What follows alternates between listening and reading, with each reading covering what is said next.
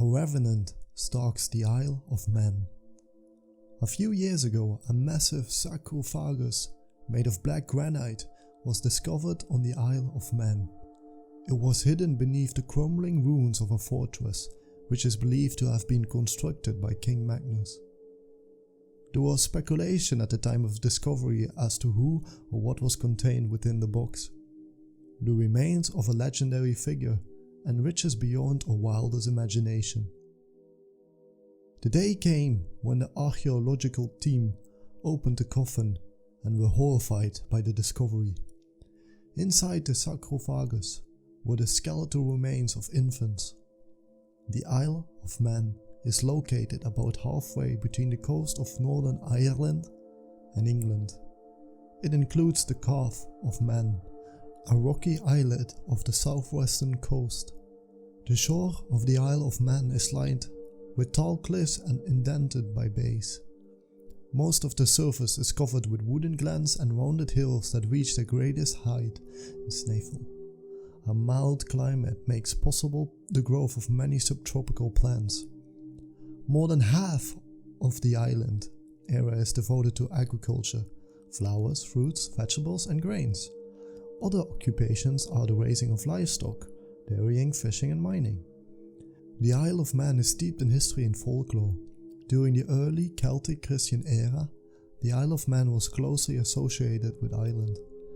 It fell under Norwegian control in the 19th century and was ruled by Norway until 13th century, when it was ceded to Scotland. During the following century, it was alternately ruled by Scotland and England, finally being granted to the latter in 1346. Among the important historical remains on the island are prehistoric stone dwellings, runic and druidic monuments, and ancient forts, castles, round towers and stone crossings. Today it remains politically independent and is home to the oldest unbroken parliament in the world. With all of that out of the way, I will now share with you my experience. I will tell you everything to the best of my recollection. I cannot bear to look at a scarecrow or even fluttering curtains without feeling complete and total dread. The trouble began with our interest in ghosts and the paranormal. Me, Billy and Charlie were speculating about whether or not the ancient fort was haunted by the ghosts of druids. We pushed through a hillside thicket to get to the location. Let me paint a picture of the place for you. Imagine, if you will, a wide open field completely dominated by a bloom of gorgeous yellow sunflowers. In the middle of this field are the crumbling ruins of an old fort that stands atop a large mound. We arrived at the foreboding place right before sunset. I rubbed my lucky rabbit foot necklace for good fortune. We decided to set up our camp right in the middle of the ruins. As we were assembling our tent, Billy was telling us about his time at the library the day before. One of the folklore books I was reading had this crazy drawing from the early 12th century. This picture showed King Magnus sitting on his throne with guards on either side. He looked really scary. He was holding some kind of talisman in one of his hands. On the floor in front of the throne was a group of guards standing around something. Another guard was on the floor. These guys seemed really frightened. It looked like they wanted to run away but were restrained by the trust in their king. The focus of the picture was that of a crouched monster in a bunch of ropes. It was holding down another guard whose eyes were bulging from his head. There was a bunch of black squirmy tentacles which seemed to be coming from the mouth of the rope figure, and they were inside the guard's mouth. Charlie hammered the last tent stake into the ground and wiped the sweat from his forehead. Billy, you are such a geek. Do you think the king would have helped us set the tent unlike you, fat body? I'm really sorry guys, it's just there was a lot of cool stuff in the book, you know? Billy replied with a look of guilt on his chozy cherub-like face. It's okay, geek, Charlie laughed. Charlie rifled through her knapsacks. Okay, we've got food, water, campfire fuel, lighter, flashlight, batteries, voice recorder, camera and all the ghost hunting accessoires. Billy grabbed a digital recorder. I think we'll catch some voices. This whole area is soaked in blood. This place was built on an ancient pagan burial ground where a bunch of human sacrifices happened thousands of years ago. Human sacrifices? Don't bullshit me, Charlie scoffed. They unearthed the remains of children right here. Supposedly people have heard the cries of babies in the night, Billy continued. Charlie grabbed the camera and looked up at Billy. Okay, geek, so it's settled. You'll run the voice recorder and I'll take pictures. Maybe they'll catch some orbs or something. Orbs are just dust reflecting light, Billy corrected. Charlie looked at me and rolled his eyes. The three of us were startled by the coughing of an old man who suddenly appeared behind us. He was wearing a dusty plaid jacket and blue jeans. His hair was winter white. His tired bloodshot eyes had crow's feet in the corners. A great white beard hung down his chin like Moses. A farmer perhaps? There was a look of concern on his time-worn face. Charlie did most of the talking with the elderly man. Who are you? A concerned citizen. We're not doing anything wrong, we're just backpackers looking to settle down for a bit. You can't stay the night. Why not? Nobody stays the entire night. Ghost witches the wind? No. A death? Nobody has died in this place for a very long time. So what's the problem? Dreams. Billy interrupted. Look, we're not doing anything wrong. We just want to stay the night and we'll be gone the first thing in the morning. Right, guys? Right, Charlie said, nodding. So be it, the old man said. He reached into his jacket pocket and withdrew a crumbled carton of cigarettes. The old man propped the smoke into his mouth and lit it up with a match. He turned around and slowly walked away. That was weird, Billy nervously said. No shit, Charlie nodded. I noticed movement in my peripheral vision. I spun around to catch sight of a black cat leaping up onto a large stone slab. It was a Manx, a breed of short-haired cat, whose most distinctive features are the absence of tail and a rabbit-like gait. It watched us intensely with amber-colored eyes. I know this sounds completely insane, but I could have sworn I heard a voice. Dreams are a shadow of something real. I felt a sudden chill, like bony fingers scraping up and down my spine. You can hear me. I must have been imagining things. I was startled by a hand on my shoulder. Hey Chris, what are you looking at? Billy asked.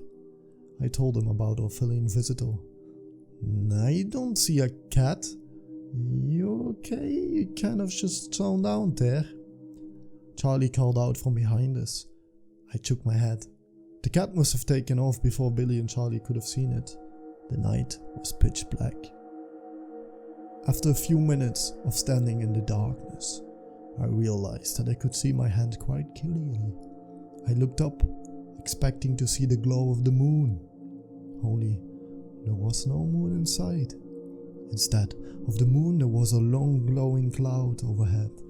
The Romans called it the Road of Milk. Today we call it the Milky Way. I gazed up at the heavens, appreciating the beauty of the universe. Billy took out the digital voice recorder. I'm going to try and catch some voices. Billy carefully placed the recorder on a rock in the middle of the ruins and turned it on. The three of us sat down around it. We exchanged awkward glances. Billy cleared his throat. Is anyone here? Silence. If you are here, what is your name? Another minute passed by. Are you a man or a woman? Nothing but the wind and the distant rattling of leaves from the nearby hillside thicket. How did you die? The wind stopped. Do you have anything you'd like to say to us? We gave it another 15 minutes before shutting off the recorder. Charlie and I decided to get up and start taking photographs of the area in hopes of catching an apparition or two. Billy plugged in a set of earbuds into the digital recorder and listened to the playback. The two of us stalked the perimeter, indiscriminately taking pictures of the ancient masonry. A glimmer caught my attention. There was something on the ground several feet in front of me. We approached with curiosity. It was a very old-looking coin. I picked it up and wiped off the soil. Charlie shined a light on it so we could get a better look.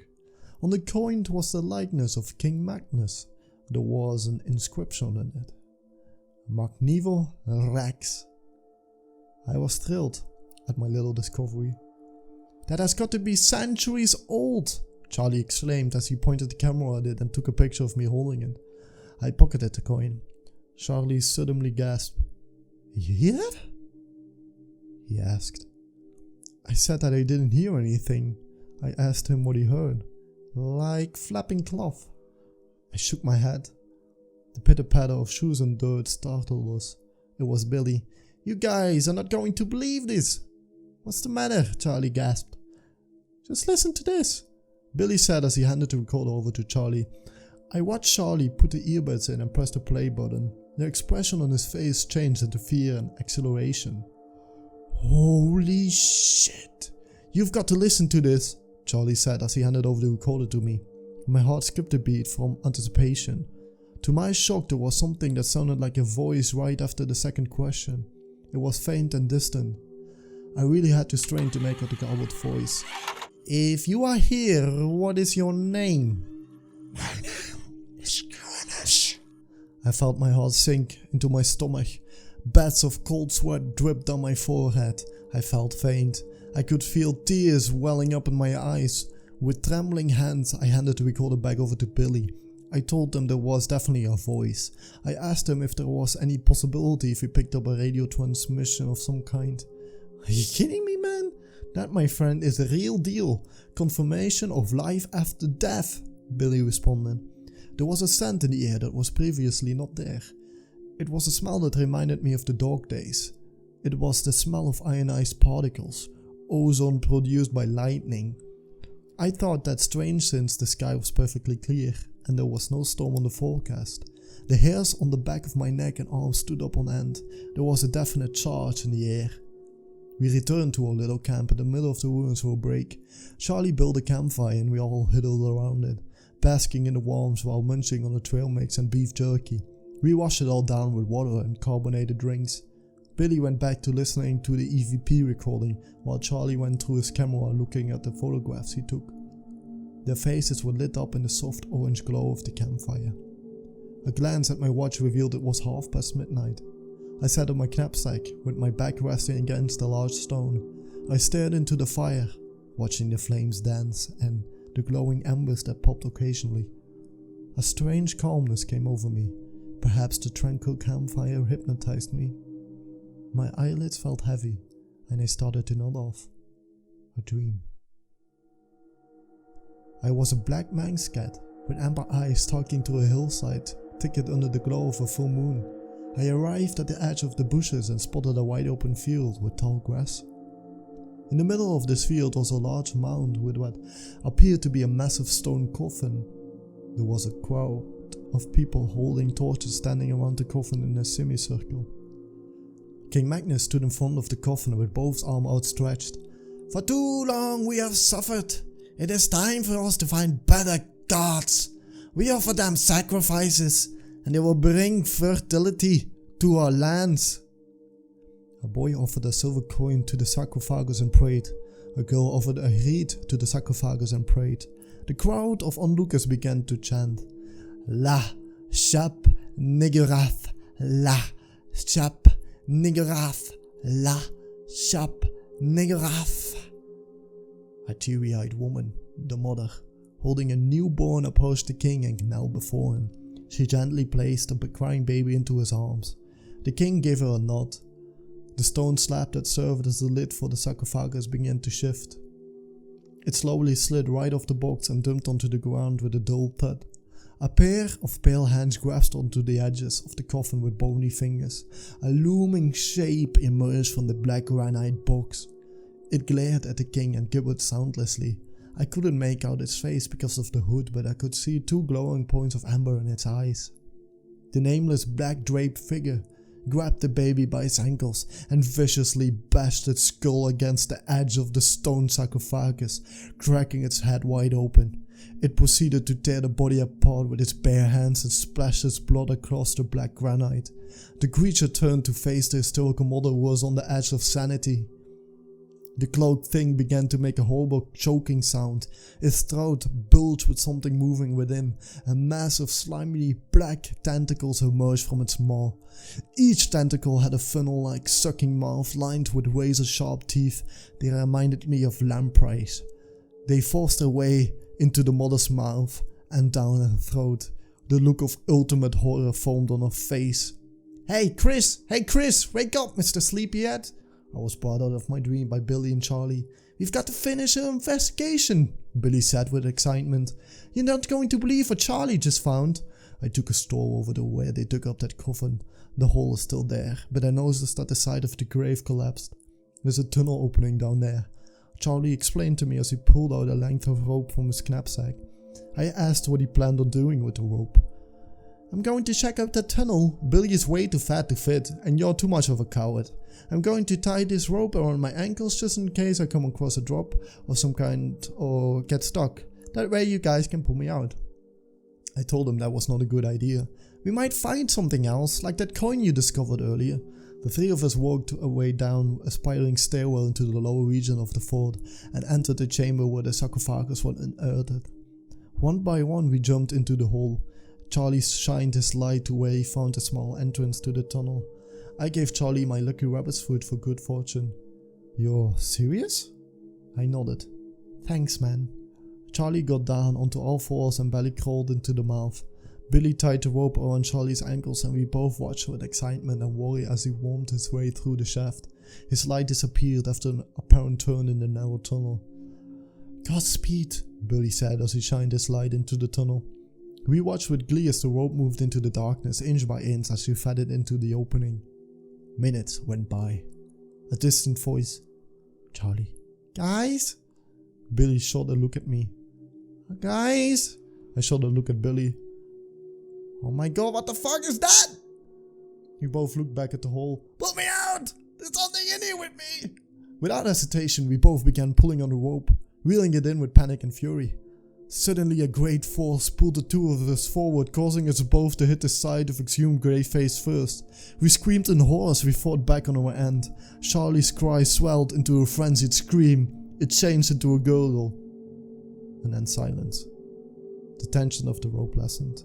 With all of our might we continued to pull on the rope. Oh god, Billy cried. First emerged Charlie's ankles. Oh god, please be okay. His legs and hindquarters. Please, please, please, please. His back. Please say something. His shoulders. Charlie's head was missing. All that was left was a ragged stump that was burning on blood. We were frozen like animals caught in the headlights of a speeding truck. The sound of shifting rocks and dirt woke us from our trance. The soil of the grave wall began to crumble, revealing a wall of stone bricks with strange hieroglyphs carved into them. The stone wall began to bulge outward as minute cracks started appearing on the revealed wall. A wide jagged crevice formed and showered us with debris. Something impossible black exploded from the opening and involved Billy.